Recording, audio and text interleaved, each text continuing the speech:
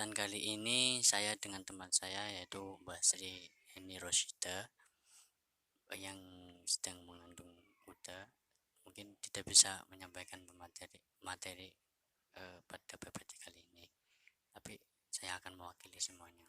Eh, saya di sini dengan teman saya akan menyampaikan sebuah materi yaitu prinsip dan alat evaluasi pada mata kuliah sistem evaluasi pembelajaran.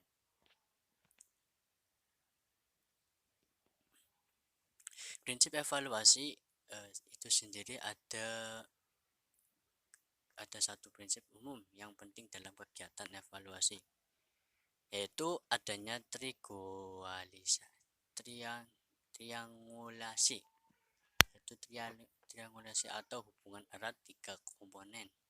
Yang pertama tujuan pembelajaran, yang kedua kegiatan pembelajaran atau KPM, dan evaluasi sendiri.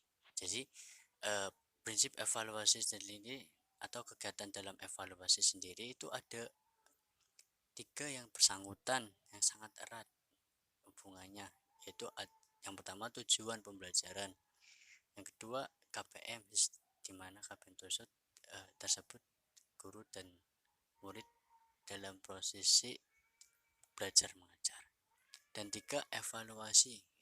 Evaluasi sendiri bisa dilakukan dengan atau dilakukan pada saat selesai pembelajaran ataupun selesai saat satu materi satu semester selesai. Hubungan antara tujuan dengan KPM, kegiatan belajar mengajar yang dirancang dalam bentuk rencana mengajar disusun oleh guru dengan mengacu pada tujuan yang dihendak dicapai. Jadi hubungan antara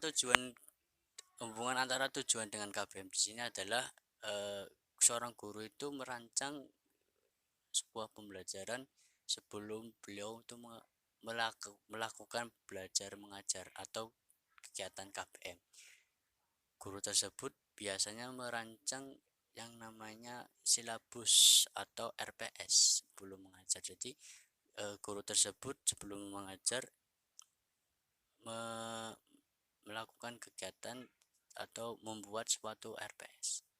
Yang kedua, hubungan antara tujuan dengan evaluasi. Evaluasi adalah kegiatan pengumpulan data untuk mengukur sejauh mana tujuan yang sudah dicapai. Jadi setelah KPM selesai ataupun beberapa tujuan selesai daripada RPS tersebut, maka dilakukan suatu evaluasi. Evaluasi di sini adalah untuk meningkatkan sistem pembelajaran ataupun kualitas dalam pembelajaran, misalkan kurangnya apa ataupun eh, yang belum dicapai saat pembelajaran itu apa. Jadi perlunya evaluasi. Dua, hubungan antara KPM dengan evaluasi. Evaluasi harus mengacu dan disesuaikan dengan KPM yang dilaksanakan. Misal jika kegiatan belajar mengajar dilakukan oleh guru dengan menitik beratkan pada keterampilan, maka evaluasinya juga harus mengukur tingkat keterampilan siswa, bukannya aspek pengetahuan. Jadi KPM di sini atau evaluasi di sini harus bisa sesuai dengan apa yang akan dievaluasi dalam pembelajaran. Misalkan guru itu menitik beratkan pada keterampilan, maka evaluasinya harus sesuai dengan keterampilan siswa, bukannya malah aspek pengetahuan. Kalau misalkan evaluasinya tentang menitik beratkan tentang keterampilan, lalu evaluasinya pengetahuan mungkin akan sangat berkesinambungan, tidak sesuai dengan apa yang direncanakan, ataupun hasilnya akan melenceng sangat jauh. Jika untuk memperoleh hasil evaluasi yang lebih baik, maka kegiatan evaluasi harus bertitik dari prinsip-prinsip umum berikut. Yang pertama, kontinuitas. Kontinuitas di sini adalah evaluasi itu seperti pembelajaran, yaitu berkelanjutan. Jadi evaluasi pertama mungkin evaluasi setelah pembelajaran evaluasinya untuk pembelajaran yang akan datang. Setelah evaluasi setelah pembelajaran, mungkin evaluasi setelah 1 semester untuk semester yang akan datang. Setelah 1 semester yang akan datang, mungkin uh, saat evaluasi 1 tahun, 1 semester, beberapa satu dua semester yang sudah dihadapi nanti untuk kedepannya di kelas yang akan datang. Itu namanya evaluasi kontinuitas. Kedua, komprehensif. Yang ketiga, adil dan objektif. Jadi ketika guru melakukan evaluasi itu harus adil, tidak menitik beratkan ataupun tidak tidak adil dalam mengevaluasi. Misalkan guru tersebut senang dengan anak ini, maka evaluasinya ataupun seorang guru tersebut tidak adil.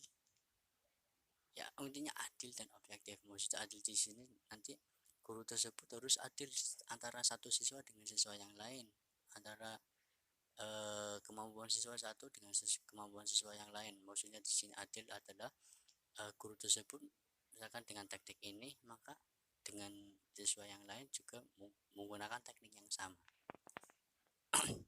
yang keempat, kooperatif. Guru tersebut harus bisa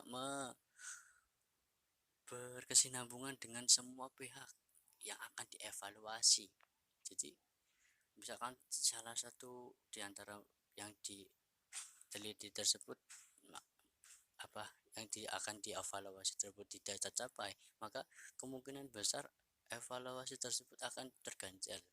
Dan kelima, praktis. Maksud praktis di sini mungkin bisa dipahami dan bisa dirancang oleh guru tersebut dan bisa dipahami oleh anak murid. Jadi gurunya dievaluasi, muridnya juga dievaluasi. Jadi sama-sama berdievaluasi. Jadi bagaimana seorang guru itu merancang dengan baik evaluasi untuk dirinya sendiri ataupun evaluasi untuk muridnya. Yang ketiga, materi yang selanjutnya itu alat evaluasi. Alat adalah suatu yang digunakan untuk mempermudah seorang dalam melaksanakan tugas atau mencapai tujuan secara lebih efektif dan efisien.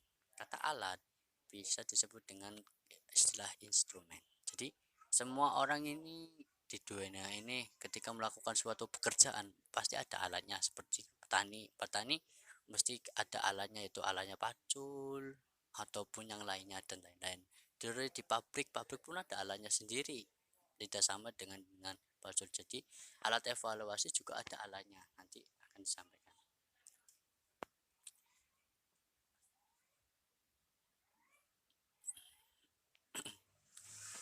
Yang pertama, alat yang pertama adalah teknik non-test. Teknik non-test ini dibagi beberapa, ada dua, yaitu skala bertingkat ranting ses. Skala menggambarkan suatu nilai yang berbentuk angka terhadap suatu hasil pertimbangan.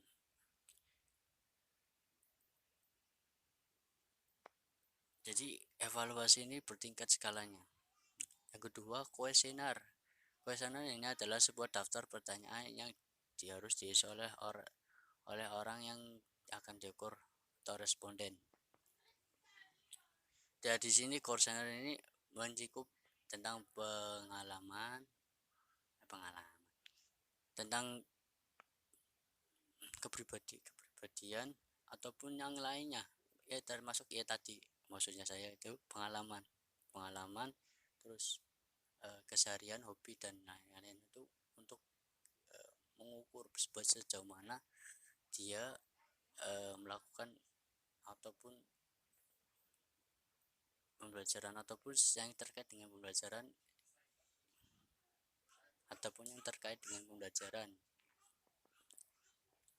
teks. Yang kedua, teknik tes. Teknik tes di sini ada dua ya. Yang pertama tes tertulis, written test. Yang kedua tes lisan. Tes tertulis ini biasanya dilakukan oleh seorang guru itu ketika ujian harian atau PR, yang kita kenal itu PR, pekerjaan rumah. Yang kedua bisa dilakukan dengan UTS, ujian tengah semester, dan yang ketiga itu UAS, ujian akhir semester. Yang kedua itu tes berupa tes lisan. Biasanya tes lisan ini pas pas praktek. Kalau di MI mungkin ada hafalan-hafalan ayat-ayat suci Al-Qur'an ataupun juz amma. Nanti siswa tersebut maju di hadapan guru, nanti menyebutkan ayat-ayat tersebut. Itu tes tertulis, tes lisan. Yang ditinjau dari segi kegunaan untuk mengukur siswa, tes dibagi menjadi 3, yaitu tes diagnostik, yang dimana tes tersebut itu mengukur sejauh mana kelemahan seorang siswa. Jadi ketika kita sudah mengetahui kelemahan seorang siswa dalam pembelajaran, maka kita akan mudah dalam melakukan evaluasi. Yang kedua, tes formatif. Tes formatif ini biasanya dilakukan oleh seorang guru itu pada saat UTS atau ulangan tengah semester. Jadi evaluasinya untuk setengah semester, sejauh mana seorang murid tersebut atau seorang siswa tersebut eh, saat pembelajaran, apakah setengah semester tersebut sudah paham betul dengan materi ataupun belum. Selanjutnya tes sumatif. Tes sumatif ini biasanya dilakukan oleh seorang guru itu di akhir semester, yang kita kenal biasanya adalah UAS atau yang sekarang ini namanya apa saya lupa. Itu jadi kan tes sumatif ini berfungsi untuk apa, mengukur kemampuan siswa atau mengevaluasi siswa dalam satu semester. Jadi untuk semester yang kedua bisa untuk dilakukan apa yang kurang dalam pembelajaran tersebut. Mungkin penjelasan dari saya, mohon maaf apabila ada kata-kata atau penjelasan yang kurang, karena saya juga masih belajar, belum bisa melakukan public speaking dengan yang baik. Mohon maaf. Wassalamualaikum warahmatullahi wabarakatuh.